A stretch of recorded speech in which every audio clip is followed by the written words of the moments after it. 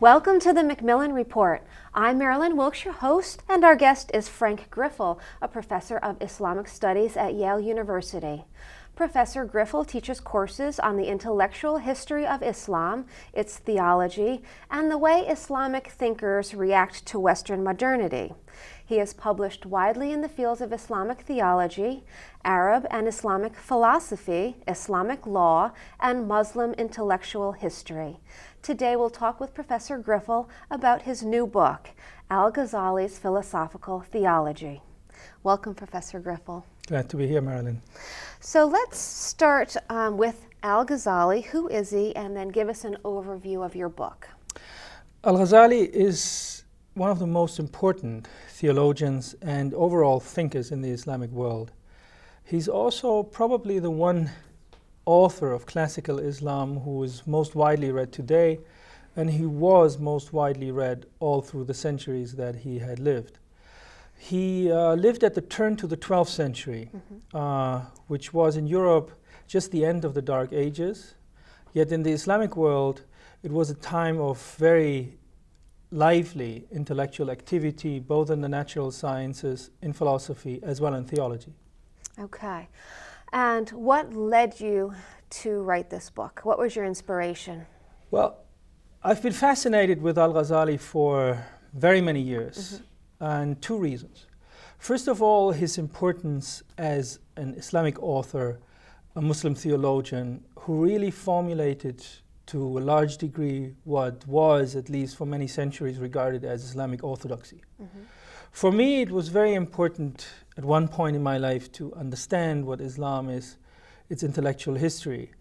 And at one point, I decided understanding Al-Ghazali helps me a lot in doing so.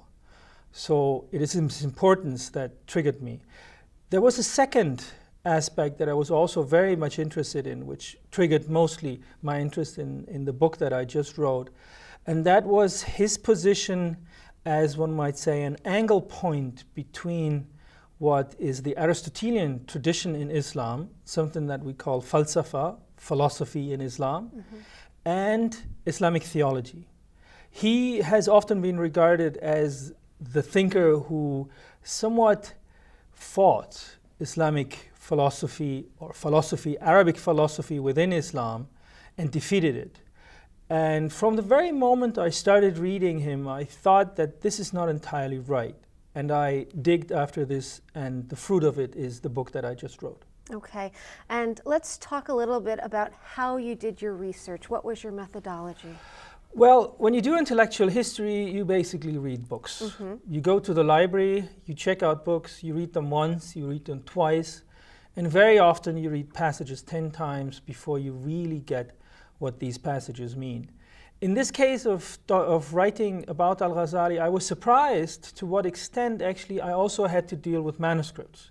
Because we think that with such an important author, the manuscripts which have of course preserved his works to us in the modern period, which were written in the Middle Ages and then later on, that they have now all been turned into printed books. But that was not the case.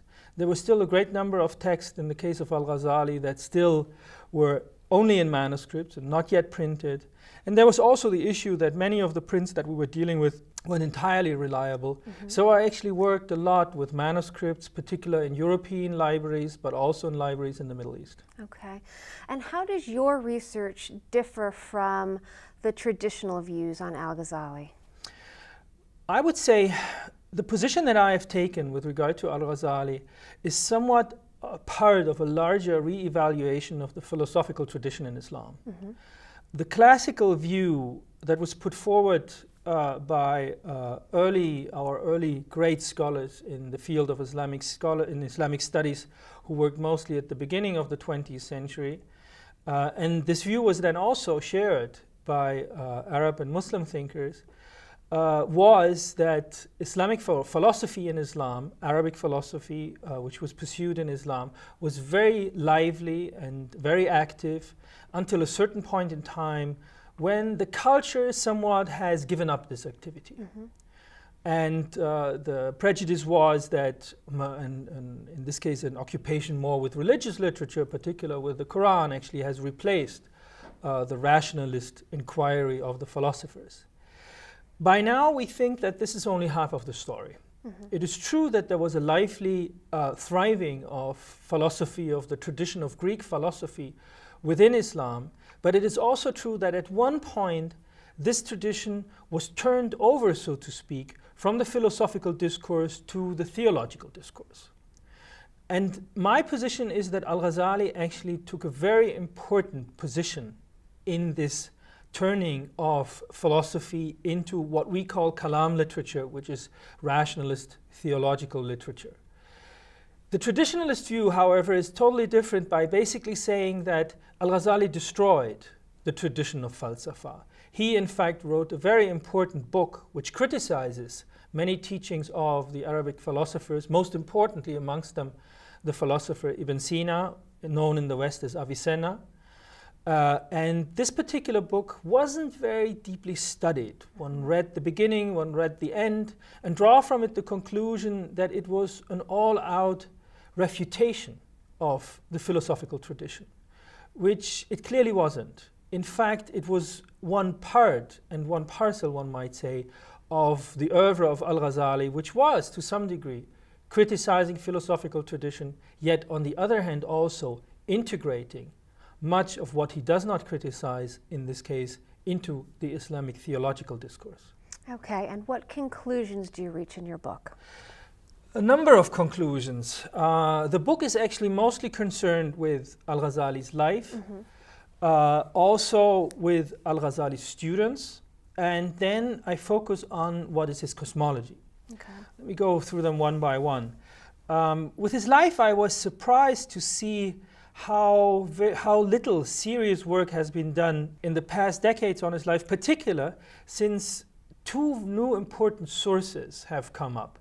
In this case, his letters, his Persian letters, which were edited in the 1950s and have not yet had much impact on the secondary literature about his life, despite the fact that they offer a huge amount of insight about what he was doing, about particular how he felt what he was doing.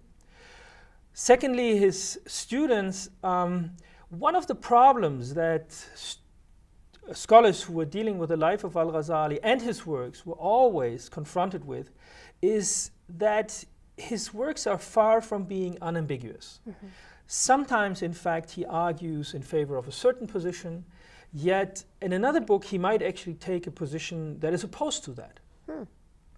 And my strategy was to look in this case closely into how his students or his early followers write about him and write about his teachings, to basically find out how did they think what he truly taught. And from there deduce, in a matter of speaking, how he communicated with his students. What he told his students are his, in a matter of speaking, true teachings. And what are the ones that he might have taken at one point in his life, or in this case, how he might in fact reconcile two positions that initially seem to be contradictory. And this is actually the main part of the book. This is the third part on cosmology.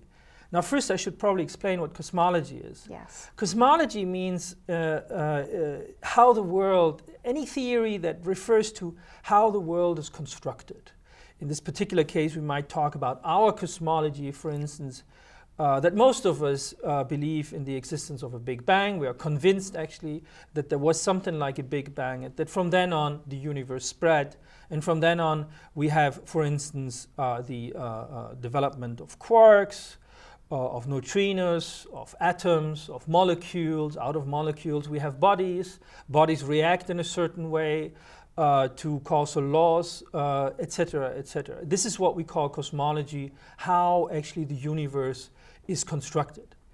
For medieval thinkers, this subject is closely connected to how God responds or reacts, or in this case, acts upon his creation. The world is, of course, regarded as God's creation.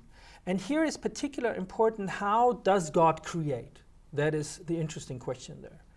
And there has been developed a particular Islamic view, I might say, which we refer to as occasionalism, which by and large, and I make it short, simply teaches that God creates every object and in every moment anew. So we might think about it as if this world would be like a film, where we have frame after frame after frame after frame, and each frame, in this case, each moment in itself is newly created. That is one view. And then there is the other view, which is, I would say, probably more closer to our current understanding, because it comes from the work of Aristotle in particular, that there are causal laws that determine how things actually react to one another in this world, and that these causal laws, of course, are God's creation, and that matter and all these things are also God's creation, and that in a matter of speaking, God creates by means of these causal laws. So far, before I actually finished my book, one might say, or before I came to the main conclusion of my book, people in our field were divided in saying that al-Ghazali was either one who was totally in favor of the so-called occasionalist view, where God creates everything in every moment anew, or in favor of the view that God uses so-called secondary causality. God employs causal chains of effects and of causes and effects in order to achieve the goals that he actually wants to achieve, in this case, aims to achieve. What I came to conclude is that al-Ghazali in this case held both views. He thought that these two views, although they seemed to be contradictory, for him they were not. They would express the same kind of cosmology. For him, it was most important to acknowledge that God is the creator of everything in this world, be it either in the way that he creates everything in every moment anew, or be it on the other hand as the starting point of all the causal chains that we actually do see unfolding in this world. Okay. And lastly, what was the most surprising thing you found in doing research for your book? Well, two things, I think. First of all, when I looked into his life, in particular when I looked into his letters and what he writes about his own life, I found out that he was actually born at a date different from what we currently have in all our dictionaries and in all our encyclopedias about him. That, of course, is only a small matter. The other thing that fascinated me is that al-Ghazali thought about sciences in a very, very modern way. And that was certainly even a surprise to me, but it was probably more a surprise to other people who always thought that al-Ghazali was one of the people who had destroyed the sciences in Islam. I think nothing is further from the truth. In fact, he is someone who supported the sciences, who wanted to find a cosmology that actually leads to, first of all, acknowledging God as the creator of the world, but also in helping scientists to pursue the sciences. So in a nutshell, one might say he thought in his cosmology, of course, which did not have the Big Bang, but if we would translate his cosmology to the Big Bang as God as the creator of the Big Bang. God created the Big Bang, and from that moment on, all the causes and effects that have unfolded since then with necessity are mediated God's creation. In this case, God deliberately chose, one might say, how to create the Big Bang, and everything that has happened since then is, in this case, a causal effect of this one event that God actually put into this world, which I thought was a very fitting way for a theologian to think about this universe. Very good. Thank you very much for being here with us today and sharing some of your research. My pleasure. For more information about Professor Griffel and his work, please visit our website at yale.edu/Macmillan Report. Be sure to join us again for another episode of the Macmillan Report, made possible through funding from the Whitney and Betty Macmillan Center for International and Area Studies at Yale.